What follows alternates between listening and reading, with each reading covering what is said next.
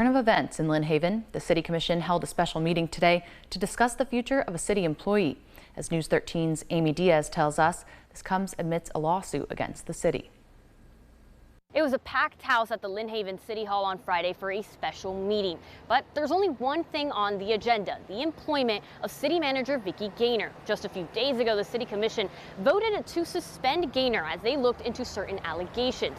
Friday afternoon, the city made a decision. Gaynor is no longer the city manager. I may be out of time, but I don't give a damn.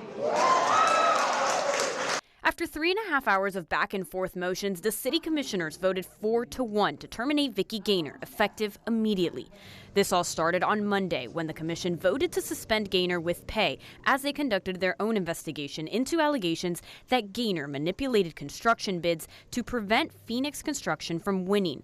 Those allegations came to light during a deposition of a city engineer for a lawsuit that Phoenix Construction owner James Finch is bringing against Gaynor and the city.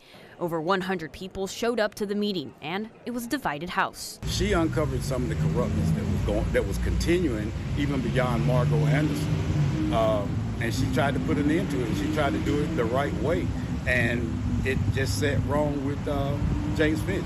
Absolute power corrupts absolutely, and I do believe at some point, you know, maybe the power went to her head, maybe she just micromanaged, whatever you want to call it, but we got to a point where the city wasn't functioning anymore. 6 motions were made during the meeting. Some failed because they failed to get a second, while others failed due to a lack of votes. At one point, Mayor Nelson motioned to keep Gaynor suspended with pay, pending the investigation with the Florida Department of Law Enforcement.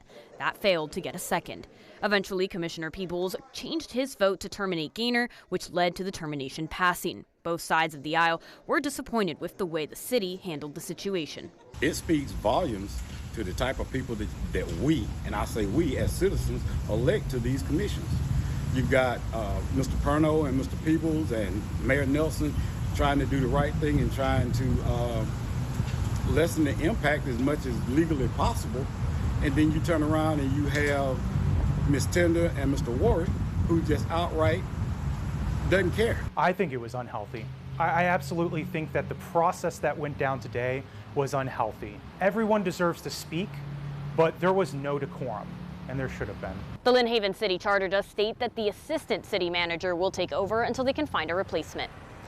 In Lynn Haven, Amy Diaz, News 13, Panhandle Strong. Finch spoke with News 13 earlier this week about the allegations and said regardless of the commission's decision today, his lawsuit will go forward.